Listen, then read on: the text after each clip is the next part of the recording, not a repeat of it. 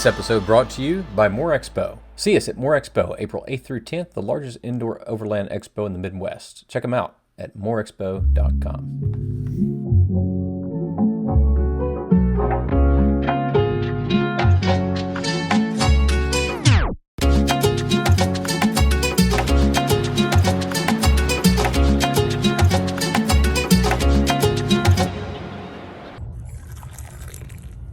So Jason, you got your first cup of coffee going? I do.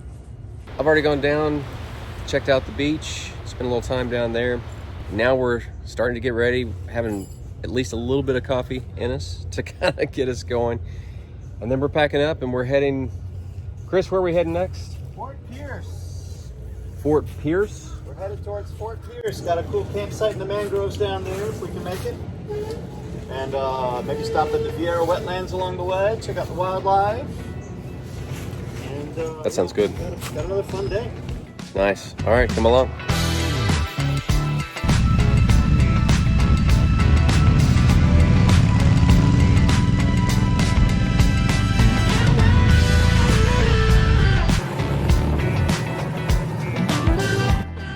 Jetty Park campsite, you guys. This is a neat little place right on the southern tip of Cape Canaveral.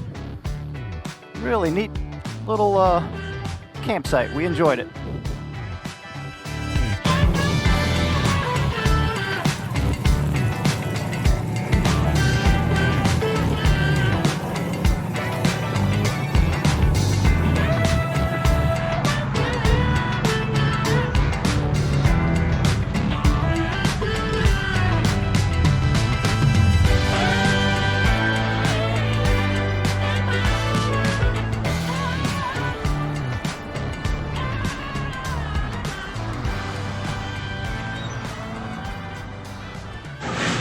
So we seat ourselves? That looks good over there. Hey, did you see the sign? Hi guys. Hi. Are we all together? Yes, sir. The table I wanted. That's the one you wanted? How did you know exactly which one I wanted? This was our favorite table and we've never been here before. Well, what's the history behind this place? Well, it's a bar across the street. They bought it, turned it into a barbecue restaurant called the Grand Smokehouse a few years back. The wife is running it now. Her husband runs the bar and the wife runs the restaurant. Cool. So she turned it into Joanne's Pizza and Cafe. Nice. It used to be a Fat Boys a long time ago. Okay. So she also owns the assisted living facility behind it. So she's up 24 hours a day. Oh, wow. Busy lady. Yeah. Amazing. Right now she works at the school. So Cool. it's a family thing. That's cool. Very nice. So you guys didn't get any mosquito bites? Nada. Like, Not a one. I've got one there. We sent them all to I've got you. a knot here, a knot there. Hey Jeez. man, this is another reason why Steve may be, getting fourth seat here. Take him along. All the mosquitoes go to him. come to me. And it's, and I had bug spray, I just didn't use it. Because I'm thinking, it's January. And I don't want to Florida stick up doesn't care. I don't want to stick up my Doesn't matter. sleeping pad. We're just kidding, Steve. Don't worry. Don't worry, Steve, I'm never coming with him again anyway.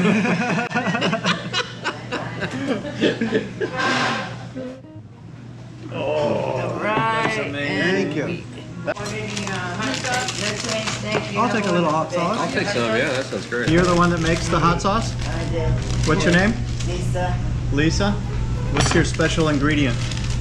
Mango. Mango. My wife makes a mango habanero. Yeah, that has habanero and jalapenos in it. Nice. Awesome.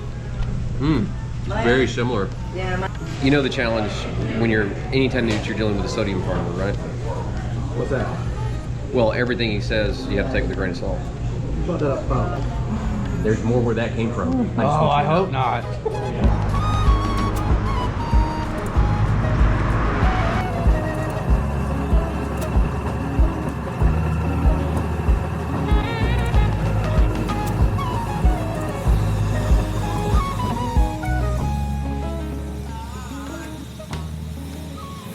Howdy. You pulled it up awful quiet. How you liking it? Well, I like the first one so much that I had to buy a second one. No kidding. Yeah, the first person in the southeast region to buy one, in fact 2. And when I did so, it made the first one just even that much more enjoyable because I was able to put one on the Charger and then ride the other one. Started a business, electric vehicle racing. No kidding. The Livewire would be considered probably an 8th mile vehicle. It doesn't really do justice to the electric world in the quarter mile. It's good, it's quick, but not the best. Right. 8th mile, it's like, wow, what just happened? What would you change if you could? If you were talking to Harley right now. If I were- what's other than range, because that's obvious. To get to the top speed, it's 12 seconds. To get the 0 to 60, which is half of its mile per hour, takes 3 seconds.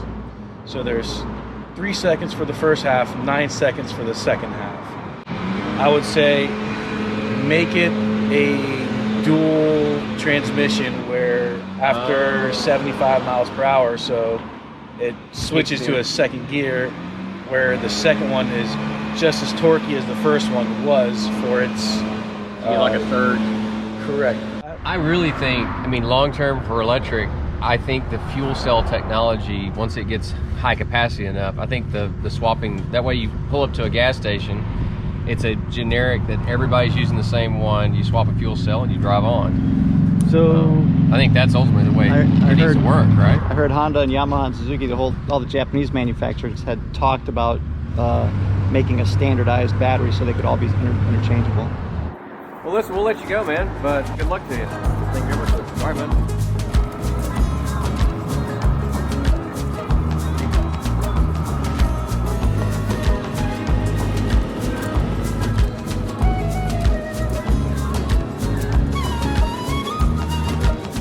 Over your right, there's our cruise ships, guys. That's pretty cool. We stayed over there near Cape Canaveral.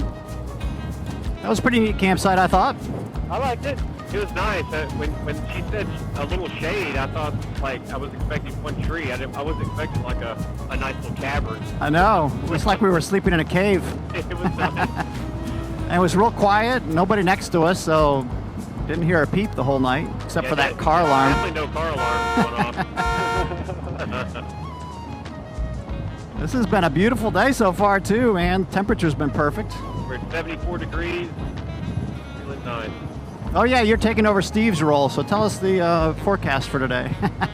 Well, I don't actually know the forecast, although it is showing clear skies because I've got radar on my navigator, and it's showing clear skies. Awesome. And then the temp gauge on my bike is showing 74 degrees. Very cool. So we're leaving Joanne's Breakfast Cafe and heading to Viera Wetlands. It's a beautiful little spot. Hopefully find us some wildlife. I'm excited. I don't know about you guys. Oh, yeah. I'm excited to record you guys shooting some birds.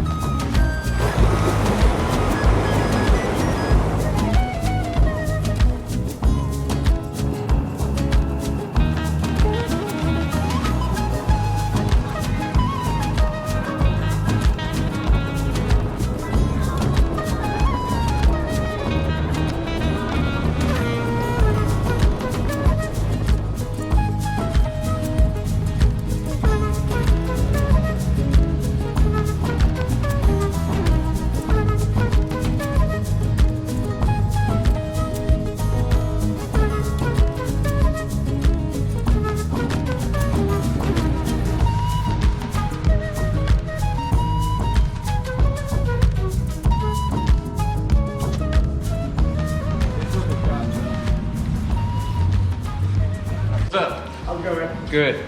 I have I'm hoping that you carry climb helmets, do you? Dejected face. That's kind of what I thought you were going to say. So I dropped it and it happened to land just like that and it cracked. The piece. So I've got like gaffer tape holding it together right now. But Gotcha. I was hoping you get. Yeah, unfortunately we don't have any. we only offer HAC and mainly street bike helmets. Yeah. We don't really have any dual sport helmets. It's Florida. Fair enough. I understand. What's your name? I'm Zach. Zach. Nice to meet you. That's me, right? What's your name? David. That's me. Jason. That's me. You know what you need? You're a salesman here. Correct. What you should do is just sell them a new bike. Just to fix the helmet? Helmet's cracked. Just We sell got them a a whole Chrysler new bike. 500 from Triumph. Hey, I've ridden it. That's a nice bike. That's a nice bike.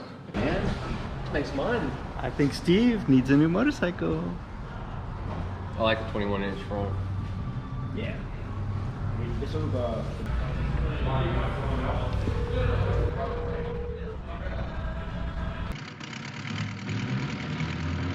And if you're not familiar with it, the Aussies call this the postie bike.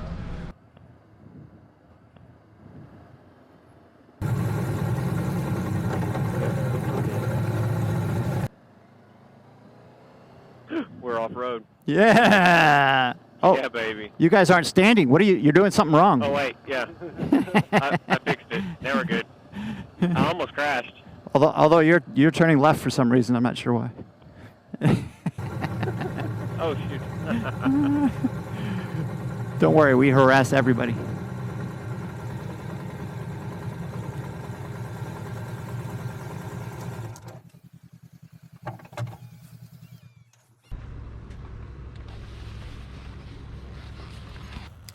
So we've just made it to the Viera Wetlands. This is a place apparently Chris has been a number of times. I don't know if you've seen any of Chris's photography of birds, but he does an excellent job and just absolutely gorgeous pictures. So he's got his big, bazooka looking lens that he's taking with him, and 500 millimeter PF lens, phase Fresnel technology. I'm just gonna follow along with him with my little 140. What lens is that? 500 millimeter. Oh, it's just 500. Just 500. Is that all you could do, huh? That's all I can fit. Anyway, he's working with limited gear, but it's all he could do. So it's a motorcycle trip after all. This is one of my favorite little stops around Florida. So if you're into wildlife, want to see some cool birds, this is a great place to go. And I'm using my Z6 II, partly because, of course, it's really great at video. It's not the best wildlife camera, of course. It's more of a mid-range autofocus system, not like the Z9, but it will do just fine. Uh-oh, there are ants, but it gets worse. There are alligators, but even more. We got snakes too. We just entered the park and I can already see a great egret over here, a cormorant over on a stump over there. Looks like we're gonna have some fun today. So this is a man-made wetland, and so there's one deep lake, and then there's 4 marshes surrounding it, and they're all there's like a earthen berm that kind of separates it all. It was made back in 1998, and the whole section, the whole area comprises about 200 acres. And oddly enough, they discharge water treatment into the area to kind of feed it. I think that's interesting.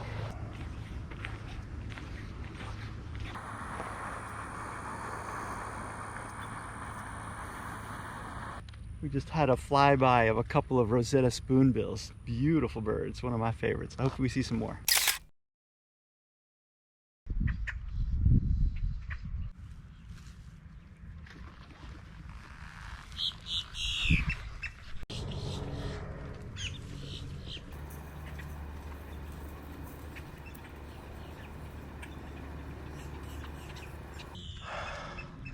Geez, that's harder to do than it looks.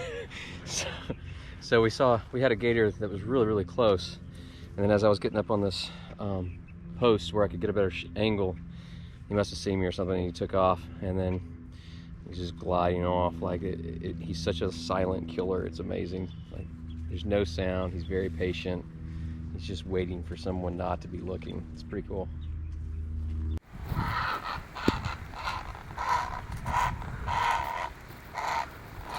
So in 2002, it was the first sighting of the mangrove swallow.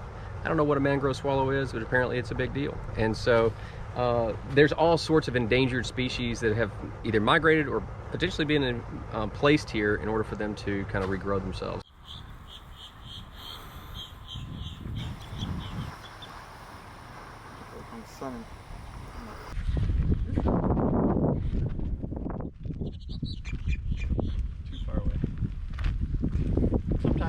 telephoto lens. Just too perfect.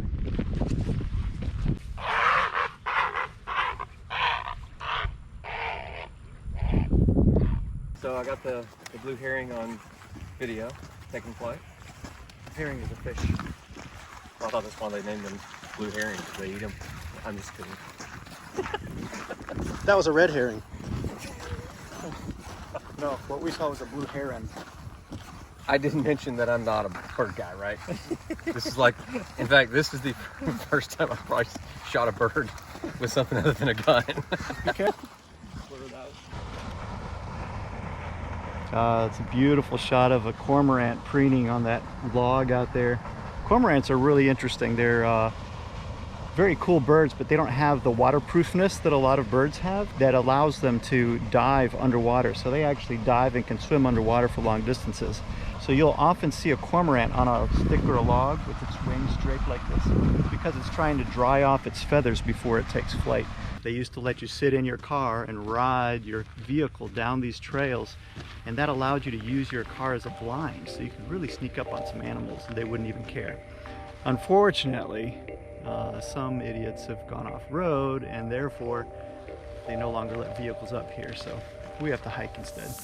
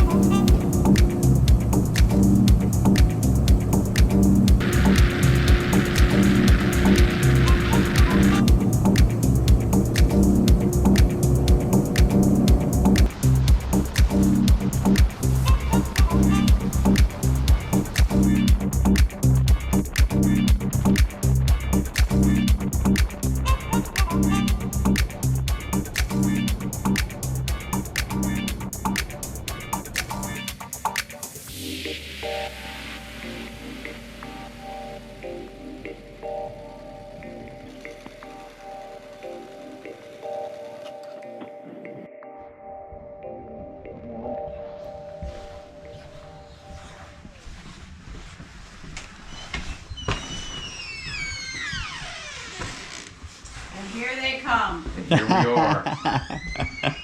The hooligans are here. Hooligans. Okay, gentlemen. What's your name? My name is Mary, and Mary, it's not my fault. We talked to you. You did. Did you save our spots? Well, I'll tell you what, there are 3 spots left. I actually got permission to allow you guys to share a site if you want. Please, thank you. We're starving photographers. Okay, fine. There's lots out there to photograph. I That's guarantee you. awesome.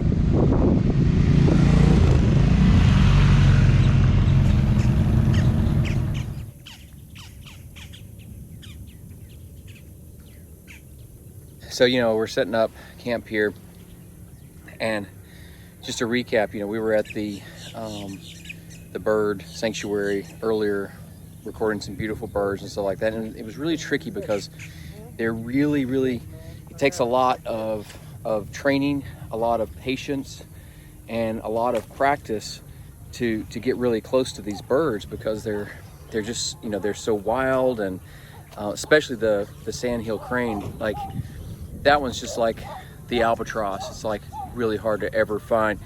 You know, we got a good distance from one, but we really never could get too close to one because they're just so scared of you, you know. But yeah, so anyway, we're camping here, and you know, there's probably some wildlife around here. I hadn't really looked around too much, but maybe we'll see something here too. So Chris, you know what this means, right? What's that? This means we could have done all the bird watching, the nature shoots, and all this, and watch the rocket take off. I'm just saying. But you know, but again, these birds are really hard to get close to. Yeah. I pull up and I'm like, is that what not crazy? Y'all are weird. We're pretty excited to be set up here for the camp. We've got a pizza that's going to be delivered, so no gourmet meal tonight, but from what I'm told, Frank and Al makes a pretty mean pizza, so We're looking forward to doing that. And after that, we are leaving for Homestead tomorrow. So that'll be probably on the next episode. We're probably going to end this episode tonight. And after that, we will see you guys heading toward Homestead tomorrow, and then off to Key West after that. So should be some great episodes. We'll see you then. Yep.